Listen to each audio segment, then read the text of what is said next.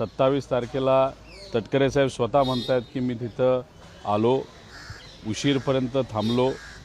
दुसऱ्या बाजूला हिंदूराव भाऊ बोलतायत की प्रफुल्ल पटेल साहेबांचा फोन आला आणि मग तिथं दादांना उशीर झाला आणि मग दुसऱ्या दिवशी ते विमानाला गेले। त्याचा अर्थ 3 पैकी 2 गोष्टी जर खऱ्या असतील तर तिसरी गोष्ट पण तितकीच खरी आहे की एका पॉलिटिकल कन्सल्टंटच्या बाबतीतली चर्चा तिथं झाली। त्या पॉलिटिकल कन्सल्टंटकडे योगायोग असे गेल्या काही महिन्यांमध्ये त्यांनी विमानसुद्धा विकत घेतलेलं आहे।